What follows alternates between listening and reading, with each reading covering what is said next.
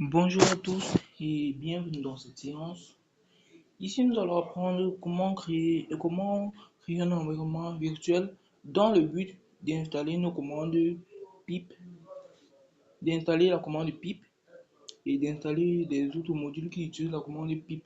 Pour ceux qui utilisent généralement Ubuntu, c'est-à-dire Linux, vous allez remarquer qu'il est un peu compliqué de pouvoir installer par exemple PyTTX3 ou bien Speech Recognition, vu que quand vous voulez taper, vous pouvez taper par exemple pip3 install PyTTX3, vous appuyez sur Entrée, ça vous affiche ce drôle de message. En fait, ce message indique qu'il y a eu une petite erreur au niveau de la distribution. Du coup, vous devez créer un environnement virtuel pour pouvoir donc installer dans ces commandes. Donc, toutes les commandes que vous allez installer maintenant avec pip, vous allez installer dans votre environnement virtuel que vous avez créé au préalablement. Du coup, on va créer dans l'environnement virtuel. Un environnement virtuel, c'est d'abord un endroit virtuel, c'est-à-dire qui n'existe pas de façon physique, ou de façon visible sur l'ordinateur, mais ça se comporte exactement comme un dossier. Donc, notre environnement virtuel, il va permettre en fait de stocker nos données, c'est-à-dire de stocker par exemple nos commandes pip. Vu qu'on utilise Python 3 pour créer cet environnement virtuel, on va donc stocker nos commandes pip dans cet environnement virtuel. Du coup, pour pouvoir créer cet environnement virtuel, on utilise la commande Python. Désolé, pas Python. Python, espace, -m, espace, on met le nom,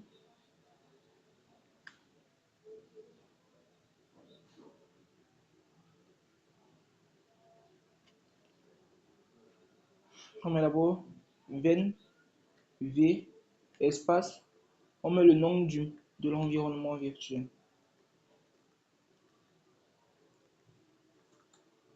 Le nom de l'environnement virtuel.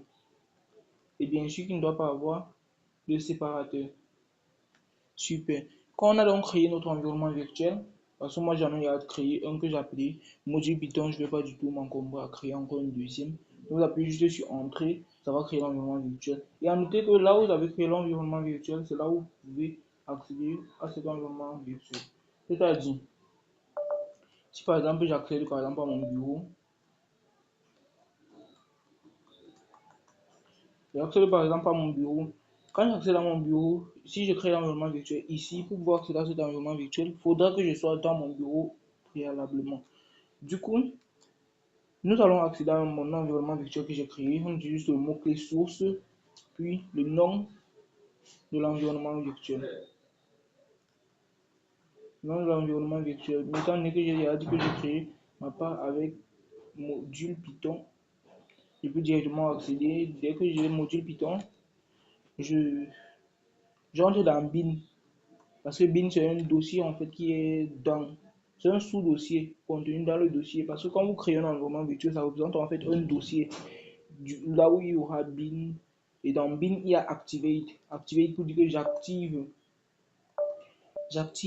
mon environnement virtuel. Quand j'appuie sur entrée, vous voyez bel et bien qu'il y a une différence. Là, on commence directement par le nom de l'utilisateur, alors que ici, on a lancé le programme depuis notre environnement virtuel.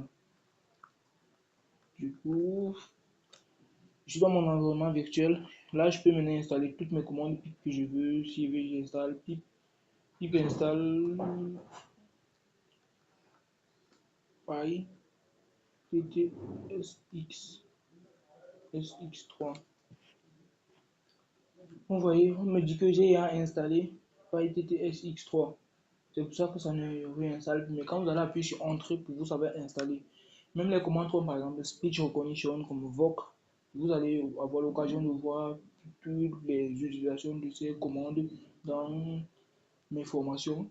Et ces commandes-là permettent en fait de faire de l'intelligence artificielle. Et à noter que hors de la commande, par exemple, si je viens dans mon main, j'importe par exemple, étant donné que j'ai installé PyTTSX3, donc je peux importer PyTTX à Python. PyTTS X3. Je peux importer, bon, je vais afficher un message qui va par exemple dire tout s'est bien passé.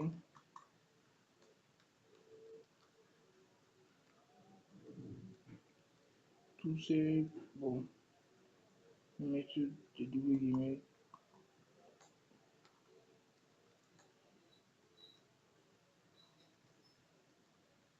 Tout s'est bien passé par exemple. Super, du coup, je vais save. J'enregistre. Bon, j'active d'abord.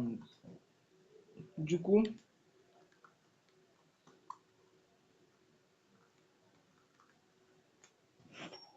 donc je vais exécuter avec Python 3 main.py. Vous voyez bien que ça affiche notre message, tout s'est bien passé. C'est que ça a bel et bien reconnu la commande PyTTS3 vu que j'avais installé dans mon environnement virtuel. Ce que je voulais donc vous montrer, c'est que avec l'environnement virtuel, ça marche uniquement dans cet environnement virtuel. C'est-à-dire, quand on sort de l'environnement virtuel, tout ce qu'on a installé, c'est comme si ça n'existait plus, ou comme si on n'avait jamais eu à installer cela.